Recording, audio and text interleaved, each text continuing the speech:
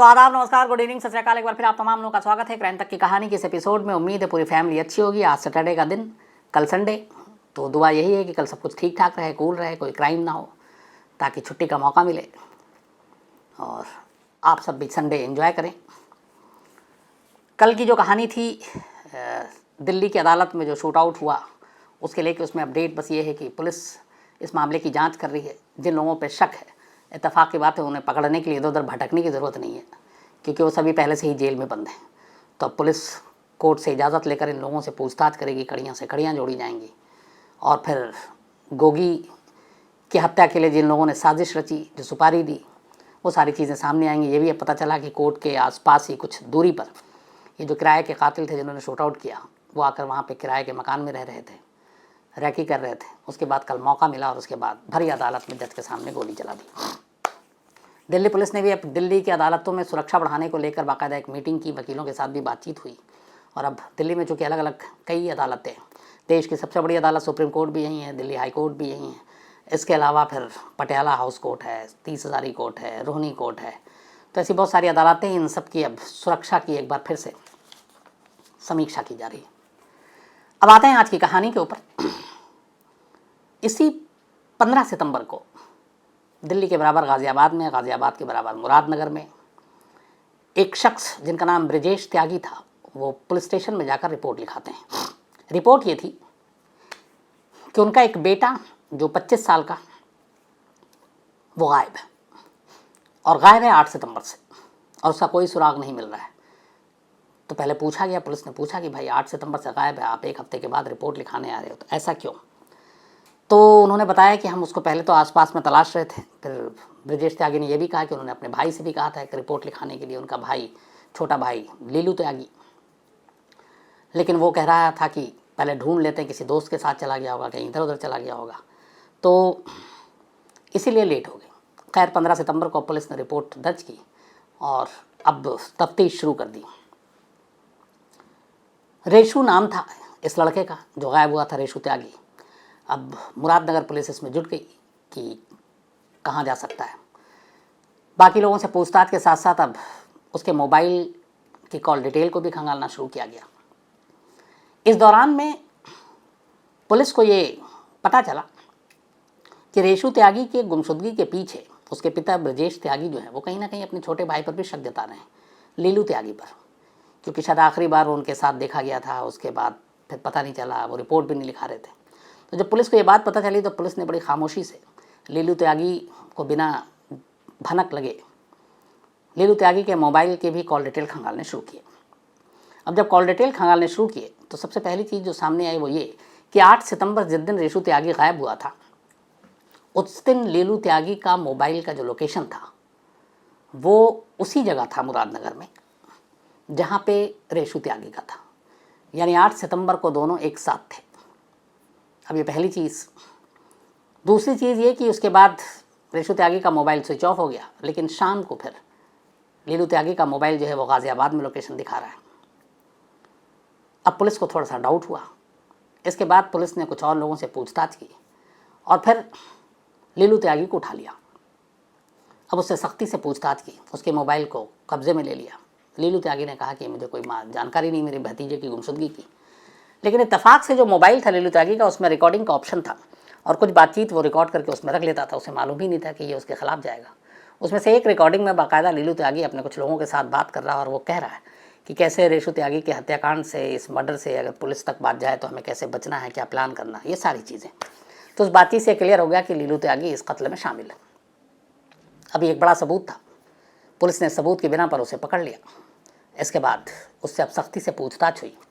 जब सख्ती से पूछताछ हुई तो उसने फिर सारी कहानी उगल दी। उसने बोला, हाँ 8 सितंबर को मैं उसको अपने साथ बहला कर गाड़ी में लेकर आया था और मुरादनगर से दूर एक गंग नहर है, वहाँ पे ले जाकर गला घोंट कर उसका कत्ल कर दिया और फिर लाश को नदी में फेंक दिया।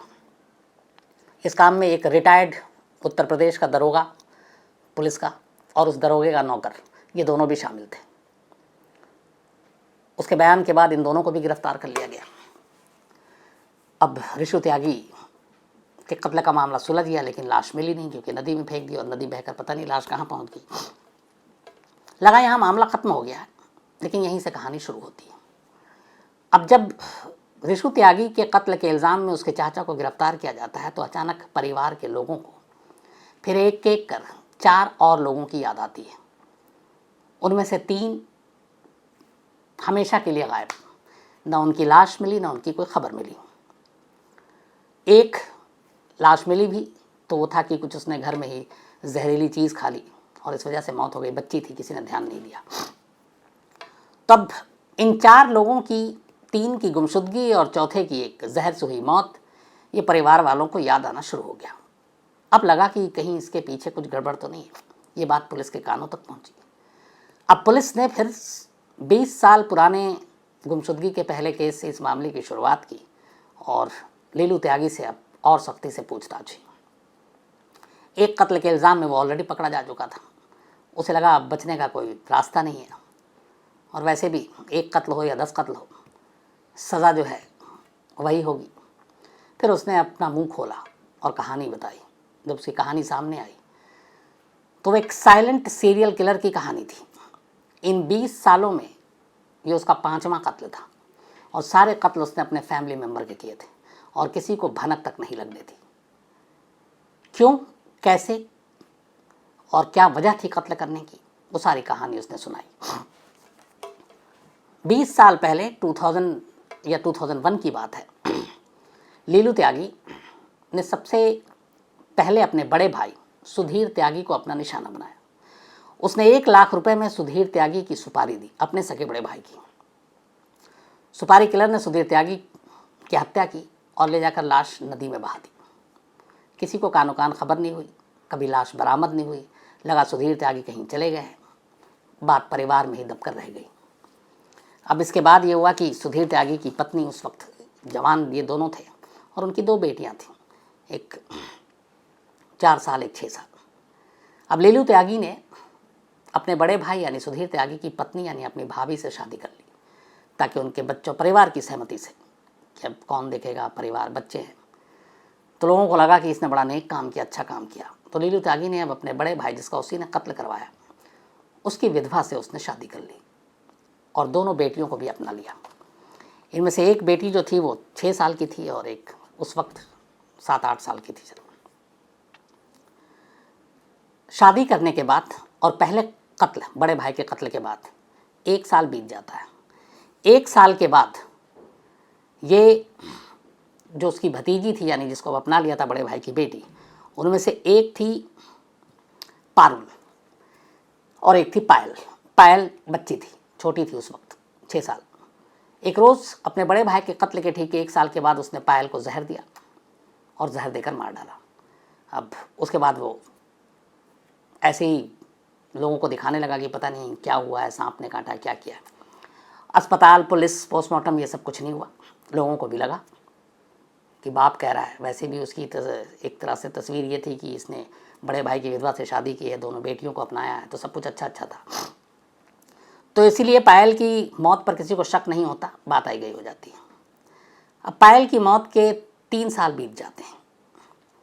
3 साल के बाद पायल की मौत के अब उसकी बड़ी बहन पारुल, उस वक्त उसकी उम्र हो गई थी 16 साल के करीब, 14-16 साल थी। जब उसकी बीवी अनीता लीलू की अपने मायके गई तो घर में कोई और था नहीं।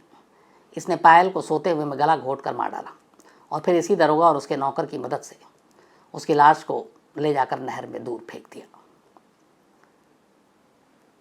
पारुल की लाश कभी नहीं मिली उसके बाप की तरह, यानी सुधीर त्यागी की तरह। अब जब वो घर नहीं आई, उधर माँ आई, तो इसने इस हर तरफ ये फैला दिया कि उसकी बेटी का किसी से इश्क था और वो उस लड़के के साथ भाग गई है। बात इज्जत की भी थी, बहुत सारी चीज़ें थी। ख़ानदान ने कहा हटाओ, कहाँ मुंह खोलेंगे, तब भी उन्होंने खामोशी इख्तियार कर ली। तो अब तक करीब 4 साल में वो 3 कत्ल कर चुका था। पहला कत्ल अपने बड़े भाई का, दूसरा कत्ल बड़े भाई की छोटी बेटी का और तीसरा कत्ल बड़ी बेटी का। अब कायदे से उसका बड़े भाई का कोई वंशज बचा नहीं, अब सिर्फ उसकी बीवी थी जो अब उसकी बीवी हो चुकी थी। अब उसके रास्ते में एक और कांटा था। बड़े भाई के अलावा उनसे एक छोटे भाई भी था, ब्रजेश त्यागी। ब्रजेश त्यागी, अब ब्रजेश त्यागी के 2 बेटे थे, एक रेशु त्यागी और एक निशु त्यागी। बड़े बेटे के दोनों बेटियों जो भाई थे के कत्ल के बाद अब उसने निशाना बनाया उनसे अपने छोटे भाई के बच्चों को। करीब 8 साल पहले 2013 में एक रोज़ अचानक निशु त्यागी जो ब्रजेश त्यागी का बेटा था वो घर से गायब हो गया। काफ़ी ढूंढा गया, मिला नहीं। पता चला कि उस निशु त्यागी को भी उसी रिटायर्ड दरोगा और उसके नौकर की मदद से इसी लीलू त्यागी ने चूँकि चाचा था, जानता था, बहला फुसला कर दूर ले गया, गला घोटा और फिर उसकी लाश भी नदी में बहा दी। तो अब ये 4 कत्ल हो चुका था। अब बचा सिर्फ एक उसके भाई का एक छोटा बेटा रेशु त्यागी जो 8 सितंबर को गायब हो गया। 8 सितंबर को गायब हुआ, 15 सितंबर को रिपोर्ट लिखाई गई। 8 सितंबर को लीलू त्यागी ने अपने दूसरे भतीजे रेशु त्यागी को भी इसी तरह मारकर नहर में फेंक दिया। तो 20 साल में उसने 4 कत्ल किया। पहला कत्ल अपने बड़े भाई का, दूसरा कत्ल बड़े भाई की छोटी बेटी का, तीसरा कत्ल बड़े भाई की बड़ी बेटी का, चौथा कत्ल अपने दूसरे भाई के बड़े बेटे का और 5वां कत्ल अपने उसी बड़े भाई के छोटे बेटे का। जब पहला कत्ल उसने दूसरे भाई के बेटे का किया था, निशु का, बेटा गायब था, लाश मिली नहीं, घर वाले रो रो कर ढूंढ ढूंढ कर परेशान थे और इस गम में निशु त्यागी की माँ पागल हो गई। उसका मानसिक संतुलन खो बैठा और कहते हैं उसको मेंटल हॉस्पिटल में ले जाना पड़ा और वहीं भर्ती कर दिया गया। अपने बेटे की जुदाई में वो इस हाल में पहुंच गई और उसके बाद अब छोटे बेटे को ही मार डाला। अब उसके रास्ते में कोई नहीं बचा था, क्योंकि उसे मालूम था कि उसका जो दूसरा भाई ब्रजेश जिंदा है, ये शरीफ है, लेकिन बहुत मुमकिन है उसका छठा शिकार उसका ये दूसरा भाई बनता, यानी ब्रजेश त्यागी। बड़े भाई सुधीर त्यागी को तो मार ही दिया था 20 साल पहले, छोटे भाई के दोनों बेटे को भी मार दिया। अब सिर्फ बचा भाई। पत्नी जो है वो मानसिक संतुलन खो बैठी, वो तो अस्पताल में है, किसी भी कानूनी दावे के लिए मतलब वो फिट ही नहीं है। तब हो सकता था छठा कत्ल वो अपने दूसरे भाई का करता। अब सवाल है कि सारे कत्ले 20 साल में बड़ी तसल्ली से टाइम ले लेकर उसने क्यों किया। 20 साल पहले लीलू त्यागी जब था तो वो उसके शुरू में गलत लोगों के साथ उठना बैठना था। उसी वक्त उसकी दोस्ती हुई है कि यूपी पुलिस के दरोगा से, तब वो दरोगा था, बाद में रिटायर्ड हो गया। वो दरोगा अपने एक नौकर के साथ रहता था। उसे पता चला कि उसके जो पारिवारिक जायदाद है वो 3 भाई में बटेगा और इसने अपने गलत चाल चलन और उसकी वजह से बहुत सारे जो जायदाद का हिस्सा था लेके सब उड़ा दिया था। अब बचा था इन दोनों भाइयों के पास और वो मिलाकर करीब 2.5 से 3 करोड़ रुपए की प्रॉपर्टी थी। उसे ये था कि इसका वारिस अकेला वो हो और उसका एक बेटा हो। लीलू त्यागी का एक बेटा भी था, तो उसका ये था कि इस पूरे जायदाद में ना उसके भाई के बच्चों का कोई हिस्सा हो, ना उसके दूसरे भाई के बच्चों का हो, सिर्फ उसका हो और उसके बेटे का हो। और बस इसीलिए उसने एक सारे कत्ल करने की प्लानिंग की और इसमें मदद ली उस रिटायर्ड दरोगा की। दरोगा जो है वो कत्ल करने और कत्ल के बाद लाश को ठिकाने लगाने का काम करता था और इसके बदले में वो 3 से 4 लाख रुपए लिया करता था। तो इसी तरह उसने अपने पूरे परिवार के 5 लोगों को मार दिया। परिवार में सिर्फ जिंदा बचा उसका दूसरा भाई और उसकी एक मानसिक रूप से जो बीमार पत्नी। तो अब उसे ये था कि ये जो लास्ट में 8 सितंबर को कत्ल किया रेशु त्यागी का, उसके बाद था कि अब उसके रास्ते में जायदाद के हिस्से में कोई और कांटा बचा नहीं। भाई अपनी मर्जी से देगा या कितने दिन और जिंदा बचेगा। पत्नी की हालत ख़राब है, 2 जवान बेटे की तो मौत हो गई, तो इस सदमे के बाद कहाँ बचेगा। तो उसे लगा कि अब और कोई वारिस तो बचा नहीं, इस ख़ानदान में मैं ही हूँ, और उसका काम आसान हो गया था। लेकिन 5वें कत्ल में जो उसने गलतियाँ की, मोबाइल में रिकॉर्डिंग थी, आखिरी बार उसको देखा गया, लोकेशन सेम मिला, वहाँ वो पकड़ा गया और इस तरीके से एक साइलेंट सीरियल किलर का सच ज़माने के सामने आया। तो पैसा और जायदाद के लिए इस दुनिया में न मालूम कितने क्राइम, कितने जुर्म हुए हैं और ये उसी का एक हिस्सा है। लेकिन यहाँ पे एक सवाल भी उठता है कि एक शख्स 20 साल से कत्ल कर रहा था और किसी को भनक नहीं लगी, बात पुलिस तक नहीं पहुँची। ख़ानदान के लोगों को मालूम था, कम से कम जो जान पहचान के गाँव वाले रिश्तेदार, कि एक एक करके घर से लोग गायब हो रहे हैं, तो उनको शक होना चाहिए था। और अगर शुरू में ही वो अलर्ट हो जाते, शुरू में ही वो समझ जाते, तो शायद कुछ लोगों की जान बच जाती। लेकिन ऐसा हुआ नहीं, उसे मौका मिला और वो एक के बाद एक कत्ल करता गया। इसीलिए चूँकि उसने बड़ी खामोशी से सारे कत्ल किए, भनक लगने नहीं दी, तो इसको एक साइलेंट सीरियल किलर के तौर पर देखा जा रहा है। और ये मामला अभी जस्ट खुला है। मतलब 10 दिन पहले की बात है। तो ये थी कहानी इस साइलेंट सीरियल किलर की। लेकिन कहानी ख़त्म करूं उससे पहले आज क्राइम तक फैमिली मेम्बर एक नेमत, इनका जन्मदिन है, सालगिरह है, बहुत बहुत मुबारक, हैप्पी बर्थडे नेमत। इनके जो अब्बू हैं तौसीफ़ अरबियानी, उन्होंने भेजा है। मनीष कुमार साहब, कल इनका बर्थडे था, तो Manish Kumar belated happy birthday, आप हमेशा अच्छे रहें और सॉरी आपका एक दिन डिले हो गया। जानकी वसागिरी जी हैं और इनका जन्मदिन है, तो जानकी जी आपको बहुत बहुत जन्मदिन की बधाई। वी.ए. श्रीकांत इनके बेटे और जानकी जी के पति, इन दोनों की तरफ से और पूरी क्राइम तक फैमिली की तरफ से जानकी जी आपको जन्मदिन की बधाई। 24 सितंबर था इनका भी जन्मदिन। इसके अलावा अनमोल सिंह जी ने भेजा, अनमोल सिंह बाल लुधियाना से, इनकी भी मम्मी का जन्मदिन 24 सितंबर था, तो बहुत बहुत बधाई अनमोल जी पूरी क्राइम तक फैमिली की तरफ से।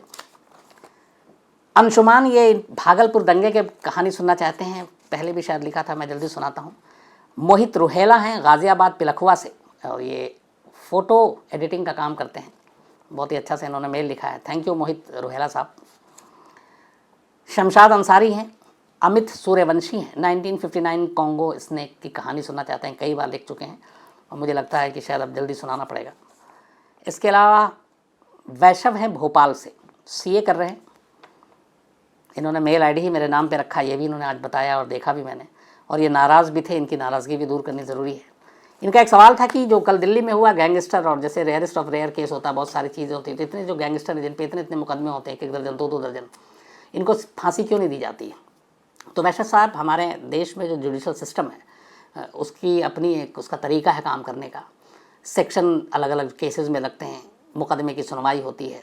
एक क्रिमिनल ने अगर 10 मर्डर किया है तो ऐसा नहीं है कि एक साथ उन 10 मर्डर पे ही फैसला हो गया, सारे केसेस को अलग अलग देखा जाता है, हर केस का अलग अलग फैसला आता है, कुछ केस में बरी हो जाता है, कुछ में सज़ा होती है।